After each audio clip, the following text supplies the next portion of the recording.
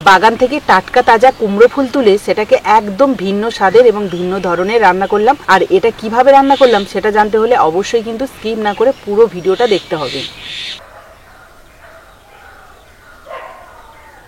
নমস্কার বন্ধুরা, সাবিত্রী কিচেনে সবাইকে স্বাগত। বন্ধুরা, আজকে কিন্তু একটা নতুন ধরনের রান্না আপনাদের সাথে শেয়ার করব। তার জন্য আমি যাচ্ছি বাগানে, আর বাগান থেকে আজকে তুলবো কুমড়ো ফুল। কুমড়ো ফুল তো সচরাচর আমরা বড়া বানিয়েই খাই, তাছাড়া তো তেমন কিছু বানাই না বলতেই গেলে। মানে দু ধরনের বড়া বানানো যায়, একটা হচ্ছে গোটা ফুল সমেত বড়া করা যায়, আর একটা কুচিয়ে সব কিছু মশলাপাতি দিয়ে একটা বড়া করা যায়। এই দুটোই আমরা কিন্তু সচরাচর খেয়ে থাকি। আজকে আমি একদম ইউনিক স্টাইলে কুমড়ো ফুল দিয়ে দারুণ একটা রেসিপি বানাবো, যেটা খেলে আপনারা মাছ মাংসের কথা ভুলে যাবেন। এতটাই সুস্বাদু হয় আর দেখতে তো অসাধারণ লাগে। তো আপনারা শুরু থেকে শেষ অবধি ভিডিওটা দেখবেন, আশা করি খুবই ভালো লাগবে। তো চলুন এখন বাগান থেকে কুমড়ো ফুলগুলো তুলে নেওয়া যাক।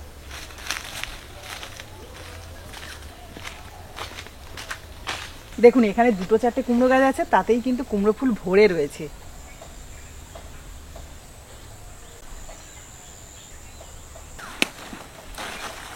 আর এই কুমড়ো ফুল তুলতে হলে কিন্তু একদম সকালবেলা তুলতে হয়, তা না হলে যত বেলা বাড়বে ততই কিন্তু নেতিয়ে পড়বে এই ফুলগুলো।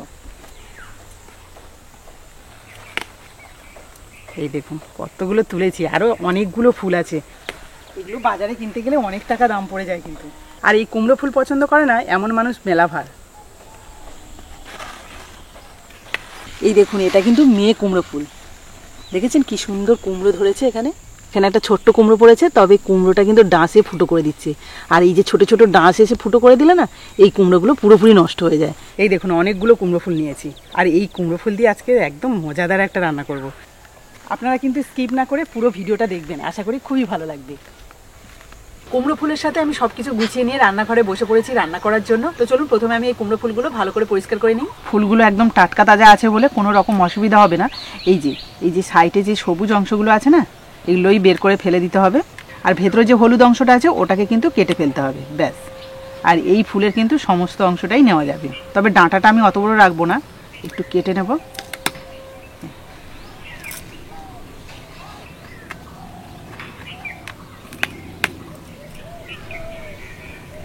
সবগুলো কুমড়ো ফুল পরিষ্কার করে নিয়েছি।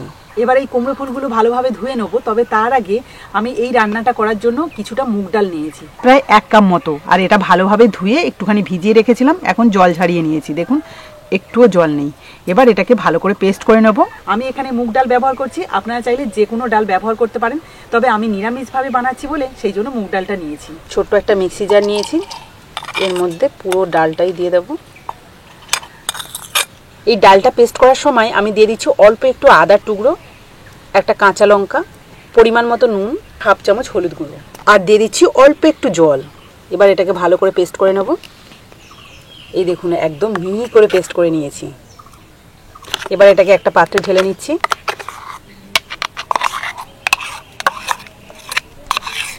এটাকে এবার সাইডে রাখবো, আর এদিকে ফুলগুলোও ধুয়ে নেব। তার জন্য একটা বড় পাত্রের মধ্যে কিছুটা জল নিয়েছি, আর জলের মধ্যে ফুলগুলো দিয়ে দিচ্ছি। এবার ফুলগুলোকে কিন্তু আমি এইভাবে ধুয়ে ঝেড়ে ঝেড়ে নেব, যাতে জল না লেগে থাকে। এই দেখুন, এগুলো আপনারা চাইলে একটা একটা করে ধুয়ে নিতে পারেন, কিন্তু আমি একসাথে জলের মধ্যে দিলাম, যদি কোনো নোংরা থাকে সেগুলো বেরিয়ে যাবে।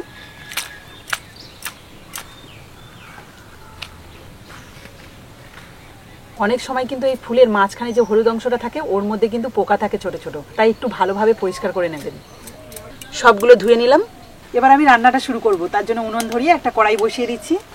কড়াইটা ভালোভাবে গরম করে নিয়েছি, এবার দিয়ে দিচ্ছি কিছুটা তেল। আর যেহেতু আমি নিরামিষ তরকারি বানাবো, তার জন্য প্রথম থেকেই কিন্তু আমি সাদা তেল ব্যবহার করছি। আর এখন আমি এই কুমড়ো ফুলগুলো ভেজে নেবো, যে ব্যাটারটা তৈরি করেছি সেই ব্যাটারের মধ্যে ডুবিয়ে। ফুলের গায়ে কিন্তু ব্যাটারটা ভালোভাবে লাগিয়ে নিলাম।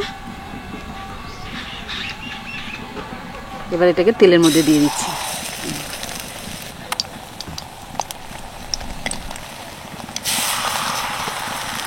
এক পিঠ হালকা ভেজে নিয়েছি, এবার এগুলোকে উল্টে দেবো। এই ফুলগুলো ভাজতে কিন্তু বেশি সময় লাগে না, আর খুব ভালোভাবে যে ভাজতে হবে এমনটা নয়, যেহেতু আমি আবার রান্না করব। 1 থেকে 1.5 মিনিটের মধ্যেই এপিঠ ওপিঠ উল্টে পাল্টে ভালো করে ভেজে নিয়েছি ফুলগুলো। এবার একটা পাত্রে তুলে রাখছি। দারুণ ভাজা হয়েছে কিন্তু দেখুন। বাকি ফুলগুলোও আমি একইভাবে ভেজে নেব। এই কুমড়ো ফুলগুলো তো এমনি শুধু শুধু এরকম ভেজেও খাওয়া যাবে, তবে হ্যাঁ, আপনারা যদি ভাত দিয়ে খেতে চান তখন কিন্তু আবার ডাল বানাতে হবে। তবে আজকে আমি যেভাবে কুমড়ো ফুলগুলো রান্না করব, এতে করে কিন্তু আলাদা করে ডাল বানাতে হবে না।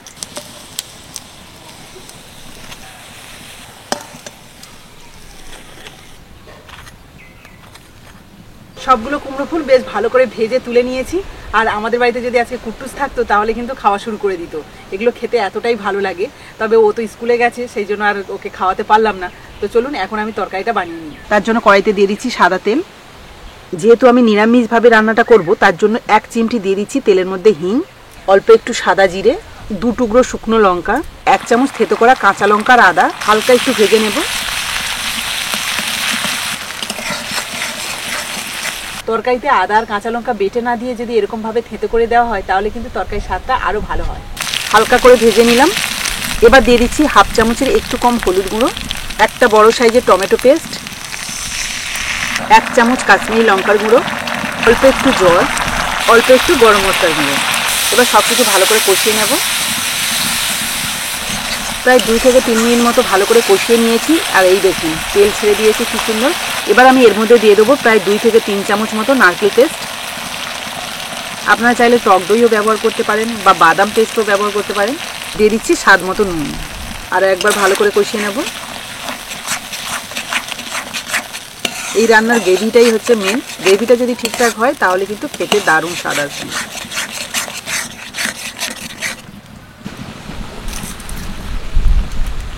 মশলাটা আরও 2 মিনিট ভালোভাবে কষিয়ে নিয়েছি।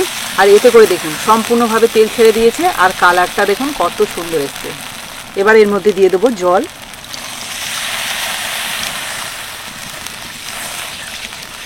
জল দেওয়ার পর বেশ কিছুক্ষণ ফুটিয়ে নিয়েছি গ্রেভিটা। এবার আমি যে ফুলগুলো ভেজে রেখেছিলাম সেগুলোই দিয়ে দেবো।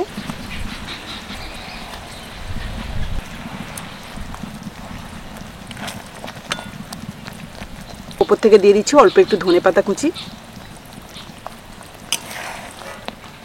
ব্যাস, এটাকে নিবো আছে প্রায় 2 থেকে 3 মিনিট মতো আবার ফুটিয়ে নেব। এতে করে কিন্তু এর মধ্যে খুব সুন্দরভাবে গ্রেভিটা যাবে আর এগুলো খেতে দারুণ লাগবে।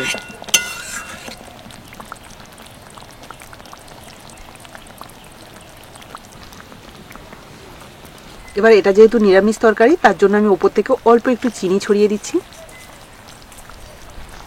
তো বন্ধুরা দেখতে পেলেন কুমড়ো ফুল দিয়ে একটা ইউনিক ধরনের রেসিপি আপনাদের সাথে শেয়ার করলাম। একদম অল্প সময়ের মধ্যে রেডি হয়ে গেল। আর দেখতেও দেখুন কত সুন্দর লাগছে। এবার আমি নামিয়ে নেব। তবে নামানোর আগে আপনারা চাইলে কিন্তু একটু ঘি ছড়িয়ে দিতে পারেন। তবে আমি এখানে কিছুই দেব না। নামানোর পর দেখতে তো বেশ সুন্দর লাগছে, তবুও ওপর থেকে অল্প একটু ধনেপাতা দিয়ে দিচ্ছি। এই দিকটা ধনেপাতা রয়েছে আর এই দিকটা অল্প করে দিয়ে দিচ্ছি। দেখুন তো এটা কি দেখে বোঝা যাচ্ছে যে এটা নিরামিষ তরকারি কিংবা কুমড়ো ফুল দিয়ে বানানো। গ্রেভি সহ যদি কুমড়ো ফুল 1 পিস করে কারো পাতে দেওয়া হয়, সে কিন্তু সম্পূর্ণ ভাতটা এই 1 পিস কুমড়ো ফুল দিয়েই খেয়ে নেবে। তো বন্ধুরা আপনারা দেখতে পেলেন কত সহজে আর কত কম সময়ের মধ্যে কুমড়ো ফুল দিয়ে একদম ইউনিক ধরনের একটা রেসিপি বানিয়েছি, যেটার সাথে কিন্তু আলাদা কোনো তরকারি বা কোনো কিছুই লাগে না। গরম ভাত, রুটি, লুচি বা পরোটার সাথে কিন্তু দারুণ জমিয়ে খাওয়া যাবে। তো বন্ধুরা আশা করছি আজকের রেসিপিটা আপনাদের ভালো লেগেছে। আর ভালো যদি লাগে তাহলে প্লিজ একটা লাইক করে বন্ধুদের সাথে শেয়ার করবেন। আর যারা আমার নতুন বন্ধু আছেন তারা যদি ইউটিউব থেকে দেখে থাকেন তাহলে প্লিজ চ্যানেলটাকে সাবস্ক্রাইব করে দেবেন। আর যারা ফেসবুক থেকে দেখছেন তারা ফেসবুক পেজটাকে ফলো করে আমার পাশে থাকবেন। তাহলে এরকম নতুন নতুন ভিডিও প্রতিদিন দেখতে পাবেন। আজকের মতো টাটা, পরের দিন আসবো আবার একটা নতুন ভিডিও নিয়ে। ততক্ষণে ভালো থাকবেন, সুস্থ থাকবেন।